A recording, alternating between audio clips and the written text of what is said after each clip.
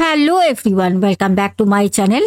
চলে আসলাম তোমাদের কাছে একটা না, দুটো না, তিনটে আজকে সত্য ঘটনা নিয়ে। হ্যাঁ, আজকের ঘটনা তিনটে দারুণ ভয়ঙ্কর। তোমাদের বলেছিলাম না আমাদের আগামীকাল দারুণ অভিজ্ঞতা নিয়ে আসছে, একটু অন্যরকম। হ্যাঁ, তো সবাইকে বলবো তাড়াতাড়ি একটা করে লাইক করে দাও, যারা এখনো পর্যন্ত ভালোবেসে চ্যানেলটাকে সাবস্ক্রাইব করোনি করে নাও। আর হ্যাঁ, না বললেই নয়, তোমাদের যা কমেন্ট আমি পেয়েছি, আমি সত্যি বলছি, মানে কমেন্টগুলো পড়ার পর জাস্ট আর নিজেকে ধরে রাখতে পারিনি, ছুটতে চলে এসেছি তোমাদের জন্য তিনটে সিলেক্টেড ভয়ঙ্কর রিয়েল স্টোরি নিয়ে। হ্যাঁ, সবাইকে বলবো সাথে থাকো আর বসে লেপের তলায় একদম ভালো করে শুয়ে শুয়ে ঘটনাগুলো উপভোগ করো। তাহলে চলো, আর বেশি কথা বাড়িয়ে সময় নষ্ট করব না।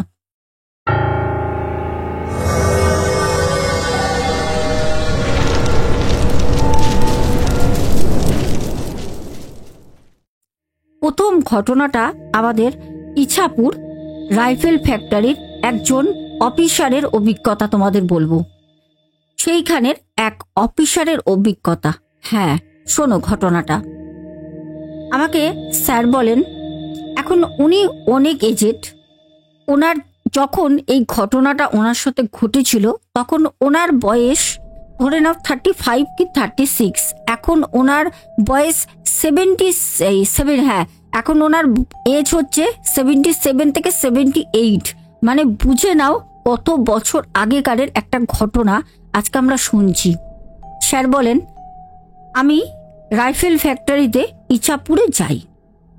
যেতে আমাকে ওখানে যিনি এমডি আছেন স্যার, উনি আমাকে বললেন যে তোমাকে একটি প্রজেক্ট নিয়ে যেতে হবে বিহারে। বিহারের জায়গাটা হচ্ছে কোদরমা, তোমরা সার্চ করলেও পেয়ে যাবে।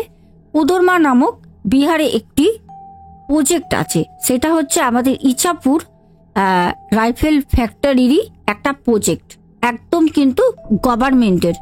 ওখানে কিন্তু ওনাকে পাঠানো হয়, ওনাকে একটি কাজে পাঠানো হয়। যখন ইছাপুর থেকে উনি ওখানে যান, উনি ওখানে যাওয়ার পর পরিচয় দেন।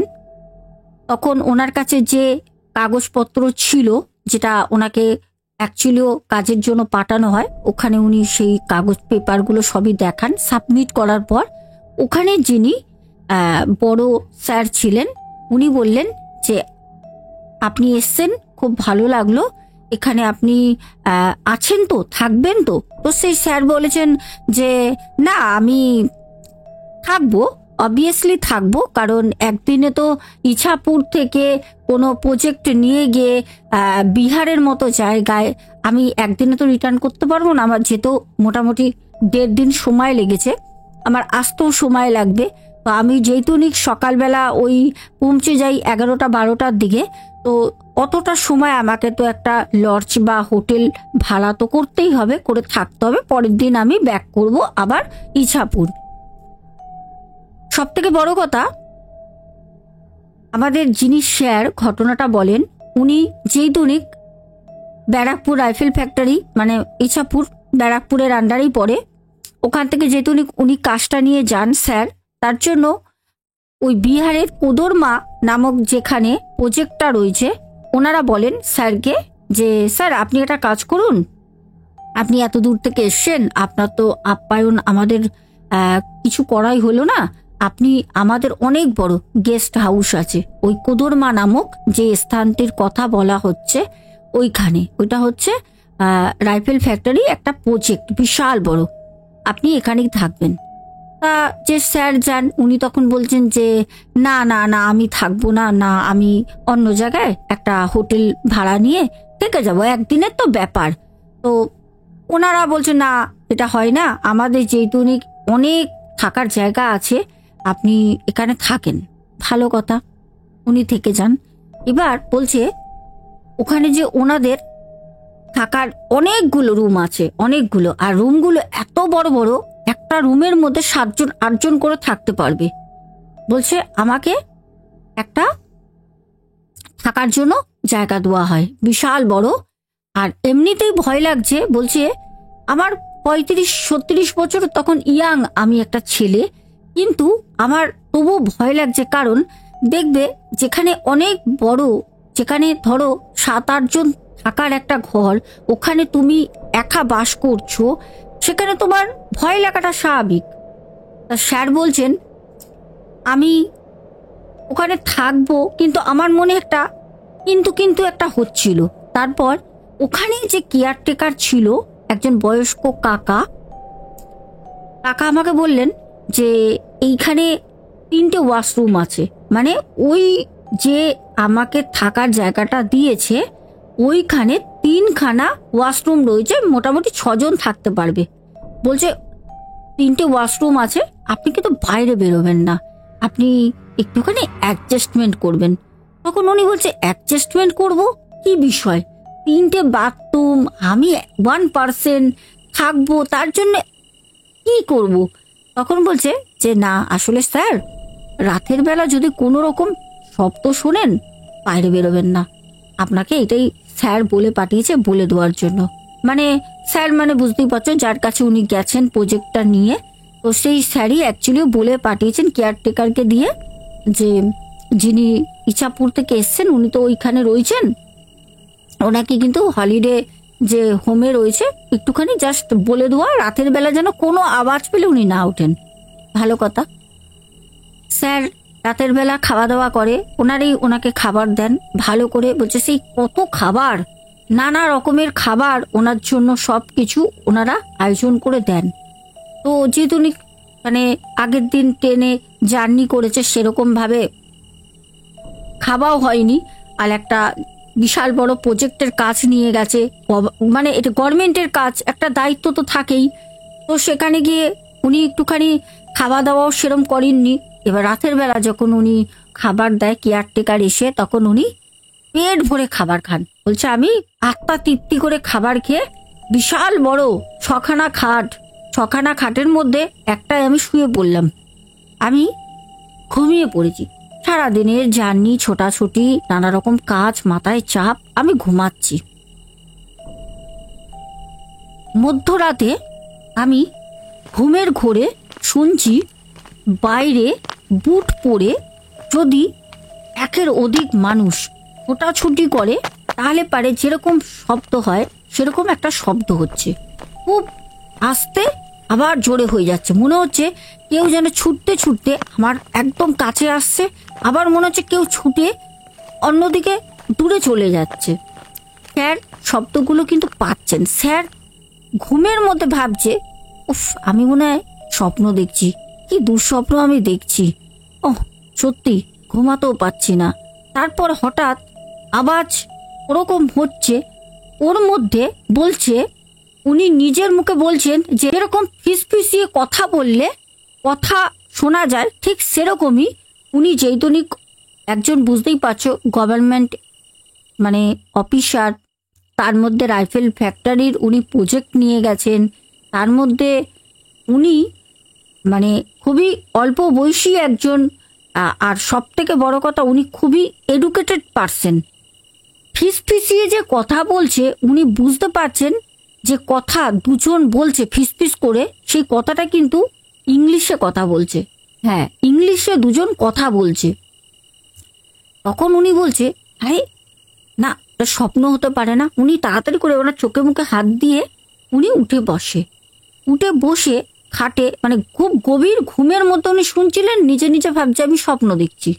উঠে বসে উনি আওয়াজটা শোনার চেষ্টা করে, তখনও শুনতে পাচ্ছে যে উনি যেখানে বেডের মধ্যে বসে রয়েছে দেয়ালের, তারপরে তো বাইরেটা ওনার যে দেয়াল, সেই দেয়ালের ওপার থেকে মানে বাইরে কেউ কথা বলছে ফিসফিসিয়ে আর ছোটাছুটি করছে বুট পরে, মানে অনেকই, একসাথে 7জন 8জন যেরকম দৌড়ালে শব্দ হয়। তখন উনি বলছে কি ব্যাপার রে বাবা, এরকম শব্দ হচ্ছে কেন? তারপর না উনি হয়তো পানি, উনি আস্তে আস্তে উঠে ওয়াশরুমে যান। ওয়াশরুমে গিয়ে উনি যেহেতু উনি ওয়াশরুমের ভিতরে, আমরা সবাই জানি একটা ছোট্ট করে উইন্ডো করা থাকে হাওয়া বাতাসটা আসা বেরোনোর জন্য, বলছে আমি ওখান থেকে উকি দিয়ে দেখি।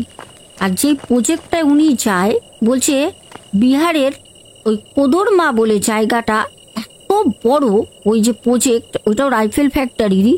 বলছে মানে তুমি 1 দিনে ঘুরে শেষ করতে পারবে না। এত বড় একটা প্রজেক্ট, আর সব থেকে বড় কথা অনেকটা দূরে গভীর জঙ্গল, বড় বড় গাছ, ওই প্রজেক্টের মধ্যে মানে শেষ করতে পারবে না। বলছে আমি আলোয় আলো, চারপাশে লাইট দেওয়া, সুন্দর, খুব সুন্দর করে রক্ষণাবেক্ষণা করে সুন্দরভাবে রাখা। আমি দেখার চেষ্টা করছি, কোনো কিছুই নেই, রাতের অন্ধকার, হালকা হাওয়া দিচ্ছে, গাছের পাতা হাওয়ায় নড়ছে। আমি দেখলাম, আমি বাথরুম থেকে এসে শুয়ে পড়ি। যেই আমি বিছানায় শুয়েছি, আবারও বলছে, একদল বলছে এদিকে চল, এদিকে চল, ধর ধর ধর ধর, পালা পালা পালা। একসঙ্গে অনেকে কথা বললে যেরকম শব্দ হয় ঠিক ওরকম শব্দ হচ্ছে। আর কিছুক্ষণ পর বন্ধ হয়ে যায়। আবার কিছুক্ষণ পর ওই বুটের শব্দ, দৌড়ে এসে মনে হলো দাঁড়ালো কেউ, দাঁড়িয়েই বলছে, সেই ইংরেজিতেই কথা বলছে যে ওরা এই দিকে গেছে, এইদিকে চলো, এইদিকে ফায়ার করতে হবে, মানে এরকম একটা শব্দ উনি শুনছে। এই করতে করতে আর ঘুম হয় না। স্যার বলেন আমি সারা রাত চুপ করে শুয়ে থাকি, ওই শব্দই হয়। তারপর কখন যেন একদম ভোরের দিকে আমি পাখির শব্দও শুনি, তারপর আমার চোখটা লেগে যায়। 8:30টার সময় সেই কেয়ারটেকার কফি ব্রেড নিয়ে আসে, এসে গেটে নক করে। আমি যথারীতি উঠলাম, উঠে আমি বললাম হ্যাঁ আসছি। আমি যখন গেটটা খুললাম তখন বলল গুড মর্নিং স্যার। আমি বললাম হার গুড মর্নিং, এসো। আসলো, আমাকে বললো কি হয়েছে স্যার, রাতে ঘুম হয়নি নাকি? আমি বললাম ঘুম, তোমরা তো এখানে থাকো, আচ্ছা তুমি কি আমাকে কালকে এই জন্যই সাবধান করে গেছিলে যে কোনো আওয়াজ পেলে অ্যাডজাস্টমেন্ট করতে, বাইরে না বেরোতে? ব্যাপার কি বলো তো, কি আছে তুমি তো জানো। তখন সে বলছে স্যার আসলে আপনি রাতের বেলা কিছু আওয়াজ শুনেছেন? তখন স্যার বলছে যে হ্যাঁ এরকম আমি আওয়াজ শুনেছি। তখন বলছে হ্যাঁ এরকম শব্দ হয়, আমাদের হেড স্যার, আপনি যেহেতু এখানে রয়েছেন, আমাকে বলে পাঠিয়েছিল যে আপনাকে এই অ্যালার্ট করে দেওয়ার জন্য। তখন কেয়ারটেকারকে জানতে চায়, কেয়ারটেকারের কাছে। কেয়ারটেকার তখন বলল স্যার আমি আসলে বিষয়টা জানি না। উনি আর কিছু বলেননি, কারণ উনি ওখানে কর্মরত, উনি তো অ্যাকচুয়ালি সত্যিটা বলতে পারেন না। বাই চান্স যদি সেটা 1 থেকে 2 মুখ হয়ে যায়, একটা গভর্নমেন্টের প্রজেক্ট, সেখানে এরকম হন্টেড কাজকর্ম হচ্ছে, সেটা তো একটা বাজে ব্যাপার না? তো তার জন্য সে কিন্তু কেয়ারটেকার অনেক কিছুই জানে, কিছু বলেনি। তারপর স্যার খাওয়া দাওয়া করে সকালে ব্রেকফাস্ট করে, যে ওখানে যিনি হেড স্যার ছিলেন ওনার সাথে দেখা করে উনি ওখান থেকে বেরিয়ে যান। উনি বেরিয়ে গিয়ে বলছে কয়েক কিলোমিটার ওখানে আর কোনো প্রজেক্ট নেই, কিচ্ছু নেই, শুধু ওই প্রজেক্ট যেখানে আমি গেছিলাম বিহারে, ওনাদের গাড়ি করে আমাকে একটি জনবহুল জায়গায় ছেড়ে দিয়ে যায়। ওখান থেকে আমাকে আবার গাড়ি করে যেতে হবে আমার ট্রেন ধরার জায়গায়। তো স্যার বলছেন আমাকে যখন সেই জনবহুল জায়গায় ছেড়ে দিয়ে গাড়ি চলে যায়, তখন আমাকে সবাই দেখে বলছে आपको पहली बार देख रही हूँ, आप यहाँ पर पहले बार आए हो। মানে সবাই বলছে, দেখো আমি কিন্তু হিন্দি পারি না, তোমরা জানো, চেষ্টা করছি, ঠিক আছে হাসবে না। তখন উনি বলছে हाँ हाँ मैं यहाँ पर आई थी प्रोजेक्ट के काम लेकर। তখন বলে যে আমি এরকম ইছাপুর রাইফেল ফ্যাক্টরি থেকে এসছি, উনি একজন গভর্নমেন্ট সার্ভিস করেন বলেন। যাই হোক এইসব বলার পর তখন বলছে আপ ইয়া পার কাহা পার ঠায়রে থে। তখন বলছে মেয়ে, ওই প্রজেক্টের কথা বলে, কোদরমা যে জায়গাটা উনি যেখানে ছিলেন। তখন বলছে আপ ওয়া পার রাত মে ঠায়, মানে ছিলেন, রাতে ছিলেন। সবাই তখন ওখানে লোক ওনাকে ঘিরে ধরেছে, সেই অফিসারকে। তখন বলছে যে হ্যাঁ হ্যাঁ মেয়ে ওয়া পারি রাত মে খা বলছে। তখন বলছে ও হো বাবা। তো সবাই বলছে, সবাই নিজেদের মধ্যে আলোচনা করছে যে আপনার অনেক সাহস, আপনার বউর শাঁখা সিঁদুরের অনেক জোর আছে। হ্যাঁ, তখন উনি আসল ইতিহাসটা ওখানে লোকের কাছ থেকে শোনে। তখন উনি জিজ্ঞেস করে আচ্ছা কি ব্যাপার বলুন তো, আমি রাতে ছিলাম, আমি রাতে এরকম এরকম শব্দ শুনেছি। তখন ওনারা বলে অ্যাকচুয়ালি কি হয়, যখন দেশ স্বাধীন হয়, আমাদের দেশ স্বাধীনের সময় ওইদিকে যেখানের কথাটা হচ্ছে ওখানে না আমাদের বিপ্লবীরা লুকিয়েছিল। বিপ্লবীরা 6-7 জন ওখানে লুকিয়েছিল। আর ইংরেজ পুলিশরা কিভাবে খবর পেয়ে গেছিল যেখানে আমাদের মানে ভারতীয় বিপ্লবীরা ওখানে জঙ্গলে লুকিয়ে আছে, বিশাল বড় ফরেস্ট তো ওখানে লুকিয়ে আছে। তখন ওই ইংরেজরা যখন ওখানে যায় দুজনকে গুলি করেছিল, দুজনকে ফায়ারও করে। ওই যে কথা বলছিল না ইংলিশে, দুজনকে মারতে হবে, গুলি করতে হবে, এই কথাগুলো কিন্তু ওই স্যারও সব শুনেছে। বলছে এই জিনিসটাই প্রত্যেক দিন রিপিট হয়, অমাবস্যা পূর্ণিমা বলে না, এভরি নাইট বলে রিপিট হয়, এভরি নাইট। ওখানে যেই থাকে সেই শুনতে পারে, কিন্তু কাউকে কোনো ক্ষতি করে না, কেউ বেরোয় না, কারণ ওই সাবধান করে দেওয়া হয়, কাউকে কোনো ক্ষতিও করে না, কেয়ারটেকারও এটা জানে।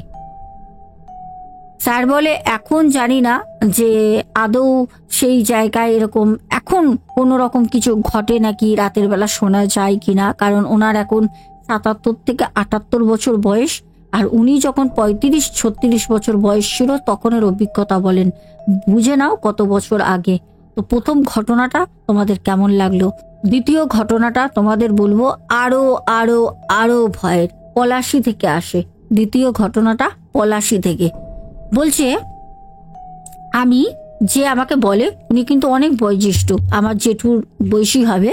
জেঠু বলেন যে আমি একদিন পলাশীতে আমার এক বন্ধুর বাড়ি ঘুরতে যাই। মানে আমরা কলেজে পড়তাম, কলেজে যখন পড়তাম তখন আমরা কলকাতার সাইডেই থাকতাম। অ্যাকচুয়ালি ওর আদি বাড়ি হচ্ছে পলাশী, ও কলকাতায় থেকে হোস্টেলে পড়াশোনা করতো। আর যে জেঠু বলেন উনিও থাকতেন অনেক বছর, মানে তখন ওনারা একদম ব্যাচেলার ইয়াং। বলছে আমার বন্ধুটা আমাকে বলল যে চল না আমার দেশের বাড়ি পলাশী থেকে ঘুরে আসবি, গ্রামের বাড়ি যাবি? তো কলকাতার ছেলে, আমি তো কোনোদিন গ্রাম্য পরিবেশ সেরকম ভাবে দেখিনি, সুযোগও পাইনি যাবার, ইচ্ছে তো ছিল। তো আমার কলেজের ফ্রেন্ড আমাকে যখন বলে, আমি তখন বললাম চল যাব, খুব ভালো কথা। আমরা 4 জন গেলাম, মানে যে জেঠু বলেন উনি, আর সেই পলাশীতে যার আদি বাড়ি সে, আর আরো 2 জন কলেজের ফ্রেন্ড, সবাই ছুটিতে যায় 4 জন। বলছে আমরা 4 জন গেছি, পলাশী থেকে নেবে অনেক ভেতরে, সেই মানে বলে না ধারধারা গোবিন্দপুর, সেরকম মানে গোবিন্দপুর বলা চলে, অনেক ভেতরে। এত ভালো পরিবেশ, চারিপাশে সবুজে সবুজ, দেখার মতো একটা সুন্দর পরিবেশে গিয়ে উঠলাম। গ্রাম্য পরিবেশ সব সময়ের জন্য সূর্যের আলোতে সেরা, কিন্তু রাতের অন্ধকারে একদমই কিন্তু ভালো লাগে না। এখন তো তবুও টিভি, কারেন্ট সব জায়গায় চলে এসছে, এখন তো অন্যরকম হয়ে গেছে, আগে তো কারেন্টও ছিল না বাড়িতে বাড়িতে। আর এই যে আজকে ঘটনাটা জেঠুর বলছি, সেই সময়ও কিন্তু জেঠু যখন যান তখন কিন্তু কারেন্ট আসেনি। জেঠু বলছেন আমি গেলাম দিনের বেলা, চারপাশটা দেখলাম মানে মনোমুগ্ধ পরিবেশ, চারিপাশে সবুজে সবুজ, নানা রকম সবজির চাষ, আমার তো দেখে দারুণ লাগছে। আমাকে বন্ধুটা বলল, যার বাড়ি গেছি, সে বলল কিরে আমার আদি বাড়ি কেমন লাগছে? আমি ওকে বললাম যদি আমার এরকম বাড়ি হতো এত সুন্দর পরিবেশে, আমি কলকাতার মতো জায়গায় গিয়ে থাকতামই না। তখন সেই বন্ধু বলল সে তো আমার পড়াশোনার জন্য যেতে হয়েছে, জানিসই তো সব, বাবা মা কষ্ট করে কলকাতায় হোস্টেলে রেখে পড়াচ্ছে যাতে জীবনে কিছু করতে পারি। ওর ডাক্তার হওয়ার খুব ইচ্ছে ছিল। যাই হোক, জেঠুর কথা মতো আমি তোমাদের বলি। আচ্ছা, এবার আমি ওদের বাড়ি গেলাম, বেশ খাওয়া দাওয়া জোর তোর, খুব ভালো। ওর মা, ওর বাবা, ওর জেঠু, ওর কাকু এক বাড়িতে সব থাকে, খুব সুন্দর মানে আয়োজন খাবার দাবার ওদের। এবার বলে রাখি, খাওয়া তো হলো, ওদের গ্রামের কচি পাঁঠার মাংস দিয়ে, বড় বড় আলু দিয়ে লাল লাল মাংসের পাতলা ঝোল, সে অমৃতর সমান। সে 5 স্টার হোটেলে বসে ওই রান্নার স্বাদ পাওয়া যাবে না। গ্রামের সেই কাঠের উনুনে রান্না করা, পাতা, গাছের শুকনো ডাল, এইসব দিয়ে রান্না হচ্ছে, টকবক টকবক করে সেই মানে ডাল ফুটছে, মাছ করেছে, মাছের ঝোল ফোটার শব্দ, পাঁঠার মাংস ফুটছে, সেই শব্দ শোনা যায় কোথায়? এখন কিছুই পাওয়া যায় না, এমনি রান্না এখন নরম হয়ে যায়। গ্যাসে। আচ্ছা, বলছে যেরকম অফুরন্ত স্বাদ সেরকম পরিবেশ মনোমুগ্ধ করা, সে আমি বলে ভাষায় বোঝাতে পারবো না। খাওয়া দাওয়া হলো। ওই বন্ধুটার বাড়িতে একটা ছোট্ট দোকান ছিল, মানে গ্রামের মধ্যে তো খুব একটা বিশাল বড় দোকান না। ওই দোকানে কটা লজেন্সের কৌটো, কটা চিপস, কটা বিস্কুট, এই শুধু একটু আটা, একটু ময়দা, মানে হালকা অল্প অল্প কিছু বিক্রি হয়। ছোট্ট একটা ঘুমটি দোকান ওই বন্ধুদেরই। সন্ধেবেলা একটি ছেলের সাথে পরিচয় হলো। ছেলেটি 16 থেকে 17 বছর বয়স। তখন ছেলেটিকে দেখলাম, ছেলেটি আসলো, এসে দেখলাম পাশের ঘরে গিয়ে জামা কাপড় খুলে আমাদের মধ্যে ছেলেটা আসলো। আমি তখন জিজ্ঞাসা করলাম যে কিরে বন্ধু, কে হয়? ও তখন বলল এইটা আমার কাকার ছেলে। আমি বললাম ও আচ্ছা আচ্ছা। ছেলেটা 16-17 বছর বাচ্চা ছেলে। ছেলেটা আসলো, এসে বললো আমার খুব খিদে পেয়েছে। না, ও কোথায় গেছিল? ও ফুটবল খেলে অনেক, পলাশির একদম একটু শহরের দিকে ও যায়। ওখানে ও থাকে সারাদিন। ওখানে কোচ আছে, কোচের ওখানে ফুটবল খেলে, ওখানে দিনের বেলা খাওয়া দাওয়া করে, রাতের বেলা ও একদম বাড়ি আসে। পড়াশোনা করে না, যেটা জানতে পারলাম পড়াশোনা করে না, খেলাধুলার দিকেই ওর নেক। গ্রামে তো তখন অত পড়াশোনার চাপ নেই, যার জন্য আমার বন্ধুর মা বাবা ওকে হোস্টেলে রেখে কলকাতায় পড়াচ্ছে। এবার সব থেকে বড় কথা হলো ছেলেটি খেয়ে শুয়ে পড়লো। আমরা যেখানে শোবো ওই খাটের মধ্যে শুয়ে পড়ে। বাড়িতে তো কোনো রকম আলোর ব্যবস্থা নেই, একটা মিটমিট করে হেরোকিন জ্বলছে আর একটা লম্প জ্বলছে। ওই লম্পের আলোতে আর হ্যালোকিনের আলোতে আমরা রাতে খাবারটা কমপ্লিট করলাম। করে আমার বন্ধু বলল যে চল আমরা 4 জন ওই খাটেই শোবো। আমি বললাম 4 জন খাটে শোবো? ওই বাচ্চা ছেলেটাও তো খাটেই শুয়ে রয়েছে, হবে? বললো আরে হ্যাঁ, খাটটা অনেক বড়, হয়ে যাবে। এবার বন্ধুর বাড়ি গেছি, যেরকম ওদের অবস্থা সেরকম তো ব্যবস্থা করতে হবে। আমি বললাম ঠিক আছে চল, সবাই যখন শোবে আমার কিসের আপত্তি। রাতের বেলা শুয়ে আছি, মধ্যরাতে একটা মনে হচ্ছে হামানদিস্তার মধ্যে যেরকম মশলা পিষালে শব্দ হয়, সেরকম হামানদিস্তায় মশলা পিষানোর একটা খুট খুট খুট খুট খুট করে শব্দ হচ্ছে। মানে হামানদিস্তায় মশলা কেউ পিষাচ্ছে মধ্যরাতে। হঠাৎ করে আমার ঘুম ভেঙে যায়। আমি চোখ খুলে দেখলাম খুটখুট করছে অন্ধকার। এত তেল কোথায় পাবে? হ্যারোকিন জ্বালিয়ে রাখবে বা লম্প জ্বালিয়ে রাখবে, পুরো অন্ধকার। যদি রাতে কেউ উঠে মাঠে বেরোয় কোনো কাজে, তাহলে ওই হ্যারকিন ধরিয়ে নিয়ে যাবে, ঘরের একটা কোণে রাখা আছে। খুটখুট করে শব্দ হচ্ছে, খুব বিরক্ত লাগছে, খুব বিরক্ত লাগছে। তখন আমি আমার বন্ধুটাকে বললাম এই ওঠ না, মনে হয় তোদের দোকানে না চোর ঢুকেছে, দেখ কেউ কিছু ভাঙছে, কুটকুট করে শব্দ হচ্ছে। আমার বন্ধুটা আমাকে উঠে বলল আরে না, ভয় পাস না, চুপ করে শুয়ে পড়, ওরকম আওয়াজ হয়। আমি বললাম কি বলছিস রে, এরকম আওয়াজ হয় মানে কি বলছিস? বলছে ও তোকে সকালে বলবো, শুয়ে পড়। যখন এই কথা আমি আমার বন্ধু বলছি, আর আমাদের আরো 2 বন্ধু ওরাও কিন্তু জেগে আছে, ওরা বলছে ভাই মনে হচ্ছে তোদের দোকানটা ভাঙছে রে। বলছে আরে না রে, তোরা জানিস না, অন্য ব্যাপার। বাচ্চা ছেলেটা যে 16-17 বছরের, ও উঠে বসে।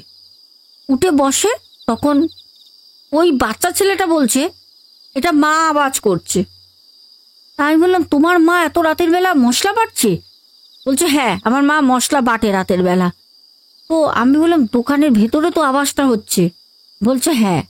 তখন আমার যে বন্ধু ও না উঠে গিয়ে তড়িঘড়ি করে হ্যারকিনটা ধরিয়ে দেয়।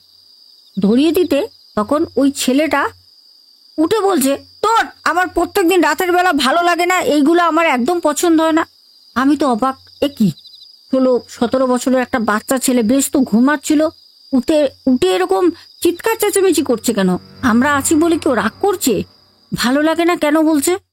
তখন হঠাৎ দেখছি ও মাথাটাকে দাঁড়িয়ে এরকম করে মাথা ঝাড়ছে। আর ওই হ্যারকিনটা নিচে মেঝেতে জ্বালানো রয়েছে, ওদের মাটির ঘর।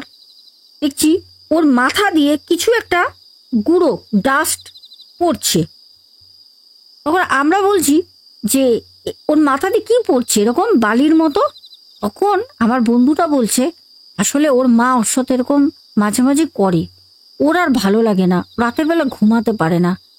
তখন বলছি ওর মা করে মানে, এখানে তো কেউ আসেনি, কি বলছিস তুই? তখন বলছে দাঁড়া, হ্যারিকেনটা ও খাট থেকে নেবে, নিয়ে গিয়ে ওই যে ছেলেটা শুয়েছিল বালিশে মাথা দিয়ে, ওর বালিশের মধ্যে আলোটা ফেলে। আলোটা যখন ফেলে তখন দেখছি ওই লাল লাল ইটের গুঁড়ো ওই বালিশের মতো ভর্তি, ছেলেটার মাথায় পুরো চুলে ভর্তি, পুরো মাথায় ভর্তি। তখন আমি বলছি যে কি ব্যাপার, আমার সাথে যারা দুজন বন্ধু ছিল ওরা বলছে এ মা এই লাল লাল কি রে, লঙ্কা গুঁড়ো দিয়েছে নাকি কি? বলছে না, এটা হচ্ছে ইটের গুঁড়ো। বলছে ইটের গুঁড়ো মানে? আমরা তো কিছুই বুঝতে পারছি না বিষয়টা কি। ইটের গুঁড়ো, বাচ্চাটা চিৎকার করছে, ছেলেটা বলছে ওর মাথার মধ্যে সত্যি ওর মাথায় ঝাড়ছে পড়ছে। তখন আমার ওই বন্ধু আমাদেরকে বলল আমার সাথে আয়। ওরা নিয়ে গেল কোথায়, ও নিয়ে গেল কোথায় না ওদের দোকানে। দোকানটা খুললো, খুলে ওদের দোকানের নিচেটা 3-4টে ইট রাখা ছিল, ওইখানে ইট থেতো করেছে বসে বসে। ওইখানে ইট হামান দিস্তা দিয়ে থেতো করে ওই বাচ্চাটার মাথায় আর বালিশে দিয়ে গেছে। সেটা হচ্ছে ওর মা। কিন্তু ওর মা ওই ঘরে ঢুকিয়েনি, দরজা তো ভিতর দিয়ে বন্ধ ছিল। ওর মা কি করে দেবে, কি করে দেবে? যখন আমি বুঝতে পারছি না কিছু, তখন ওই বন্ধুটা বলছে চল বাইরে গিয়ে লুঙ্গি পরেছিলাম, ওদের বাড়ি গিয়ে গ্রামে তো ওরা সব লুঙ্গি পরতে দিচ্ছে, ওদের অত প্যান্ট ট্যান্ট নেই। বলছে চল লুঙ্গি ছাড়বি চল। তাহলে লুঙ্গি ছাড়বো কেন? ওদের একটা রিওয়াজ আছে, যেই রিওয়াজটা ওরা মানে। ওরা সবাই, আমরা যারা লুঙ্গি পরেছিলাম সবাইকে বলছে লুঙ্গি ঝাড়বি চল, কিছু হবে না। আমরা বোখার মতো যা বলছে তাই করছি। আমরা কি লুঙ্গি ঝাড়লাম, ঝেড়ে তখন বলছে চল শুবি চল। যখন আমরা শুয়ে পড়ি তখন ওই হ্যারকিনটা, আমি বললাম ভাই খুব ভয় লাগছে, হ্যারকিনটা জ্বালিয়ে রাখ। ঘরের মাঝখানে হ্যারকিনটা রেখে দিল, ঘরটা কিন্তু বন্ধ। আমরা 4জন আর ওই ছেলেটা 5 জনে একটা বিছানায় শুয়ে রয়েছি। চৈকি, বড় চৈকিটা, ছেলেদের তো আমরা সব রোগা পাতলা হয়ে গেছে। ওই যে হ্যারকিনটা জ্বলছে, পাশে যে রান্নাঘর ছিল ওইখান থেকে বাসনগুলো ধূপ ধাপ করে এক একটা বাসন পড়তে পড়তে, মানে কি বলবো, ধূপ ধূপ ধূপ করে কে যেন বেরিয়ে চলে গেল। তখন ওই বাচ্চা ছেলেটা বলছে তোমরা জানো আমার মা মারা গেছে। আমার মা প্রত্যেক রাতে আসে, আমাকে এরকম করে। এরকম লাগলো ঘটনাটা, একদম বাস্তব ঘটনা তোমাদের বললাম। যদি পলাশী থেকে আজকের এই ঘটনাটা যাদের সাথে হয়েছে যদি কেউ শুনে থাকো তাহলে আমার সৌভাগ্য, কমেন্ট করো। আচ্ছা এবার যাব তৃতীয় ঘটনায়। তৃতীয় ঘটনাটা বলে শেষ করে দেবো, ঠিক আছে? ঘটনাগুলো কেমন লাগছে বলো কিন্তু। আচ্ছা তৃতীয় ঘটনাটা হচ্ছে 3টে মেয়ের জীবনে একটা ভয়ঙ্কর ঘটনা, যেটা ওরা নিজেরা স্ব ইচ্ছায় করে। সেই ঘটনাটা বলি শোনো। এই ঘটনাটা আমাদের যে বলে ও হচ্ছে রিয়া খাতুন। বলে দি ভাই আমরা বরাবর মুখে মানে নাকাব যেটা বলে বরখা, সেটা ওরা দিয়ে রাখে। বলছে আমরা পরপুরুষকে কখনো মুখ দেখাই না। আমরা 3 বন্ধু, আমরা 3 জনে খুব ক্লোজ ফ্রেন্ড। আমরা একসঙ্গে পড়ি, একসঙ্গে স্কুলে যাই আসি, 3 জনে আমরা খুব ক্লোজ ফ্রেন্ড। একদিন আমরা একটা জেনে শুনে এমন কাজ করে বসি, যেই কাজটা করা আমাদের জীবনের রিস্ক হয়ে যেত, আর আমরা জেনে শুনে সেই কাজটা করি। রিয়া খাতুন বোন আমাদের বলে যে দি ভাই আমি তোমার ঘটনা শুনি, আমি জানি তুমি যে ঘটনা বলো সেগুলো সবই সত্যি, কারণ আমি নিজে আমার আব্বাজানকে দেখেছি। মৃত্যুর পর জানাজা যখন হয় তার পরের দিন আমি আমার আব্বাকে দেখেছি। আমার আব্বা দোক্তা নেশা করত। রাতের বেলা আমি দেখছি ঘরের কোণে আমার আব্বা এই দোক্তা নিচ্ছে, ঘরের কোণে বসে। আব্বাকে আমি নিজে দেখেছি। আমি জানি যে আত্মা থাকে, আত্মা হয়। এবার ঘটনাটা বলি। বলে দি ভাই আমাদের ওখানে একটা পুকুর আছে, যেই পুকুরে কেউ স্নান করতে যায় না। ওই পুকুরের পৌরাণিক অনেক ইতিহাস আছে, সেই ইতিহাস তোমাকে একদিন বলবো। সেই ইতিহাস যতই বলবো ততই শেষ আর হবে না। ওই পুকুরে কেউ স্নান করতে যায় না, আমরা জানি। ছোট থেকে আমার আব্বা আম্মি, আমার নানা নানি সবাই, আমাদের গ্রামে যত পরিবার আছে সবাই বাচ্চাদেরকে বলে দেয় ওই পুকুরের ধারে কাছে যাবে না। এরকমই সবার নিষেধ থাকার কারণে ওই পুকুর পাড়ে কিন্তু কেউ যায় না, কেউ যায় না। সেই সুযোগ নিয়ে আমি আর আমার আমার দুই বান্ধবী আমরা তিনজনে একদিন দুপুরবেলা আমরা যাই। সেটা ছিল জুম্মাবার, মানে ফ্রাইডে। শুক্রবারটা জুম্মাবার মানে বলছে জুম্মাবারে আমরা যাই। আর জুম্মাবারটা আমরা কেন বেছে নিই, সেই দিন আমাদের গ্রামের যত দাদা মানে চাচা যারা ছিল, হ্যাঁ, বয়োজ্যেষ্ঠ, তারা কিন্তু সবাই সেদিন নামাজ পড়তে যায়। জুম্মাবারে সবাই চলে যায় নামাজ পড়তে, একদম গ্রাম ফাঁকা হয়ে যায়, যার কারণে আমরা যাই পুকুরে স্নান করতে। বলছে দি ভাই, আমরা ওই যে নাকাব মতো পরে থাকি সেগুলোকে আমরা তিনজনের এক জায়গায় একটা ব্যাগে, প্লাস্টিকের ব্যাগে ভরে রেখে আমরা নাবি। জানি আমাদের মুখ তো কেউ দেখবে না, আর কেউ নেই, আর ওইদিকে তো এমনি কেউ আসে না, নিষেধ করা। দুপুরবেলা আমরা নাবি, জলটা প্রচন্ড ঠান্ডা। ওই পুকুরে বছরের পর বছর কেউ নাবে না, কেউ স্নান করে না, অভিশপ্ত পুকুর। আমরা নাবি, আমরা নেবে যে যার মতো স্নান করছি। আমাদের যেন জলে পা দিতে সাহস অত্যাধিক বেড়ে গেল। জলে নাবার আগে যে ভয়টা লাগছিল, জলে পা দিতে দিতে সব সাহস যেন কোথায় উড়ে গেল। আমরা সাঁতার কাটছি, আমরা একে অপরকে ধরাধরি খেলছি জলের মধ্যে, যেইখানে বছরের পর বছর মানুষ ভয়তে ওই পুকুরের পাড়ে যায় না, সেখানে আমরা সেই পুকুরে স্নান করছি। বলছে দি ভাই, আমার চোখের সামনে আমার একটা বান্ধবী হঠাৎ করে জলের মধ্যে ঢুকে গেল। হঠাৎ করে জলের মধ্যে ঢুকে গেল। আমি ভাবলাম ও হয়তো মজা করছে। অনেকক্ষণ আমরা দুজন সাঁতরে পাড়ে চলে আসি। এসে আমরা দাঁড়িয়ে হাঁপাচ্ছি যে কি হলো, ভাবছি ও মজাই করছে। আর ও একটু আমাদের সাথে বেশি ফাসলামি করতো, আর সব থেকে আমাদের বয়সে ছোট ছিল। ও আর উঠছে না। আমরা অনেক করে ওকে বলছি, জাসমিন, এই জাসমিন, জাসমিন তুই মজা করছিস না, জাসমিন, এই জাসমিন, ওর জাসমিন। অনেকক্ষণ ধরে আমরা জাসমিন জাসমিন করে বলেই যাচ্ছি, জাসমিন আর ওঠে না। তখন আমরা ছুটে গেলাম, জানি বাড়িতে গেলে খুব মার খাবো। বাড়িতে গিয়ে আম্মি জানকে ডাকি। আব্বা চান তো আমার মারা গেছে, আম্মি জানকে ডাকি। আম্মি জান বলছে, তোরা ভেজা কেন রে, কোথায় পুকুরে পড়ে গেছিলিস? আমি তখন বললাম, মারবে না তো, সব বলি। আম্মি জান তো হাউমাউ করে এমন চিৎকার করে কাঁদছে, পুরো আমাদের গ্রামের আশেপাশের লোক এক জায়গায় হয়ে গেল। সব ছুটে এসে আমাদেরকে 2-3 চড় মেরে বললে, চল এবার। গেছে তো ঠিক আছে, কিন্তু ওই পুকুরে কেউ তো নামবে না, গ্রামের কেউ নামবে না। এবার ওই পুকুর থেকে ও তো ডুবে গেছে, ওকে তুলবে কে? কেউ নামবে না ওই পুকুরে। তারপর আমাদের বোন বলছে, দিদি ভাই ও কিন্তু মারা গেছে, জলে তলিয়ে গেছে। আমরা সবাই বুঝে গেছি, গ্রামের লোক। আমাদেরকে গ্রামের লোকরা 2-3 চড় মারলো, মোড়ল এসে চড় মারলো। তোরা কেন গেছিস? তোরা যখন জানিস তোদের সাবধান করা, কেন গেছিস? গ্রামের মোড়লও মারলো, মার খেলাম। পুলিশ আসলো, পুলিশ এসে বলল, আপনারা এইসব মানেন?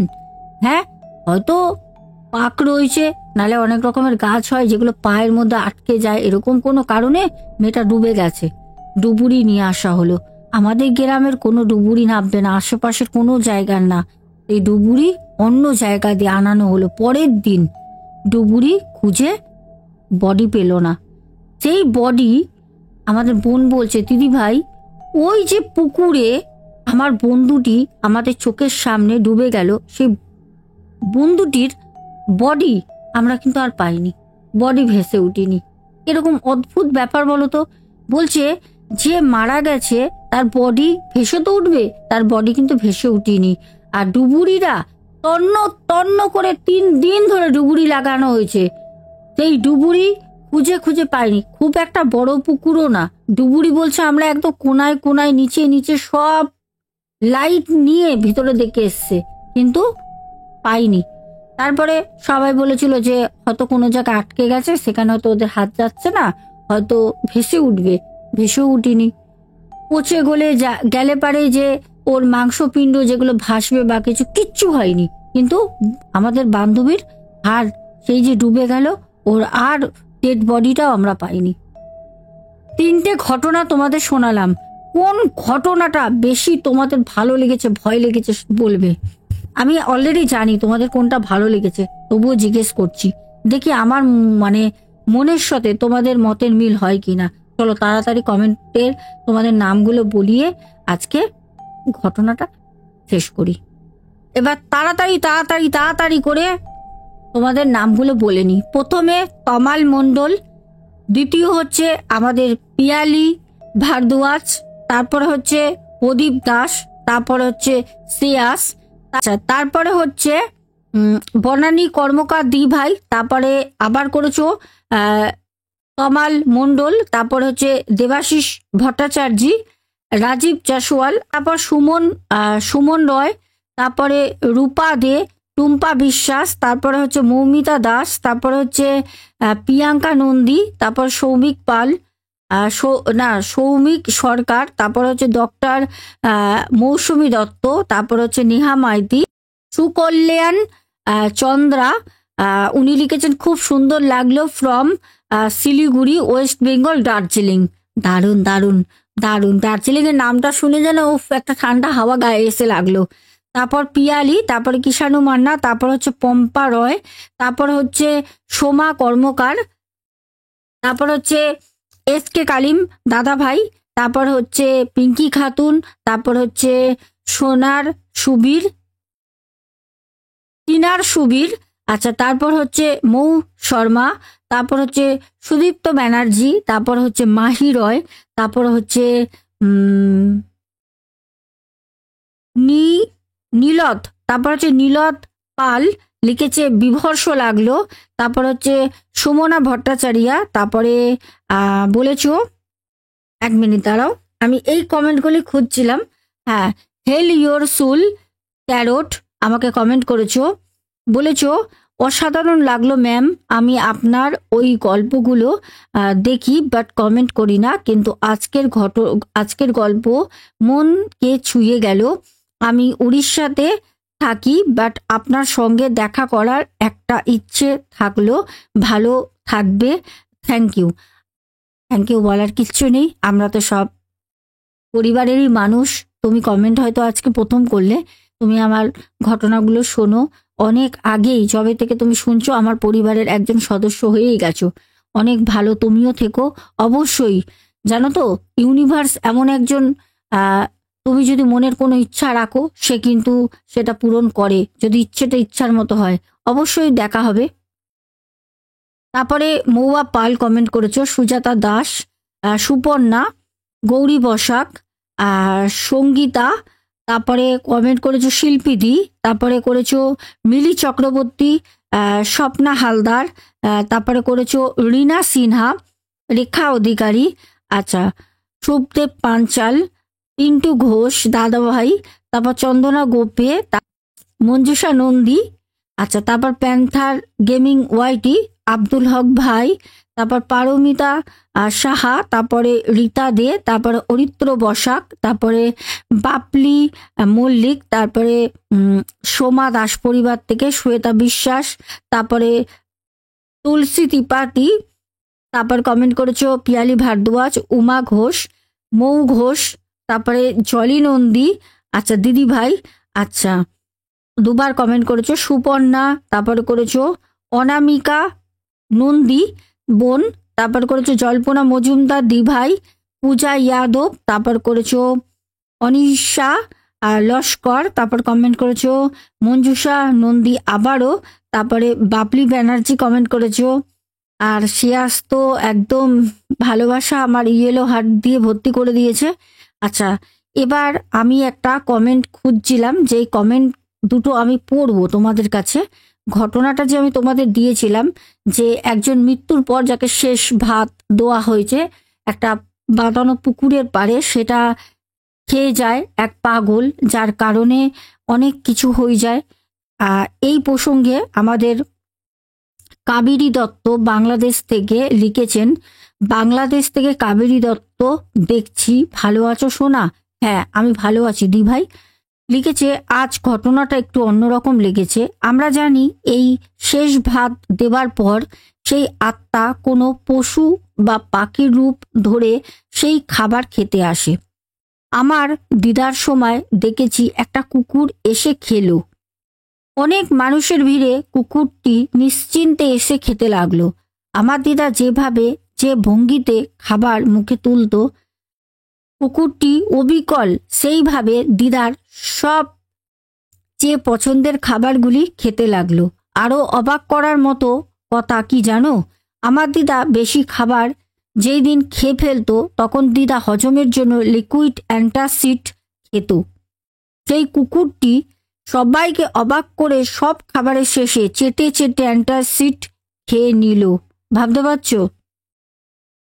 দিদাকে শেষ খাবারে মাটির পাত্রে অ্যান্টাসিড লিকুইডও দেওয়া হয়েছিল, কারণ ওনার দিদা প্রত্যেক দিন খাবার খাওয়ার পর খেতেন, যেটা উনি খেতেন ভালোবাসতেন, ওনার শরীরের জন্য সেইগুলোই কিন্তু দেওয়া হয়। তো সেরকমই কিন্তু অ্যান্টাসিডটাও উনি দিয়েছিলেন। এবং দিদা যেমন খাবারের পরই ঘুমিয়ে পড়তো, কুকুরটিও অবিকল সেইভাবেই হাত পা ছড়িয়ে সবার মাঝেই নির্ভয়ে শুয়ে পড়ল। আমরা তো সবাই হ্যাঁ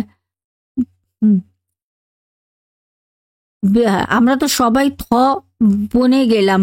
ওনার বাবা হয়তো সেই দিন মনুষ্য রূপে এসেছিলেন, কিন্তু খাবার খেতে না পেরে প্রতিশোধ লিহার জন্ম নিয়েছিল সেই আত্মার।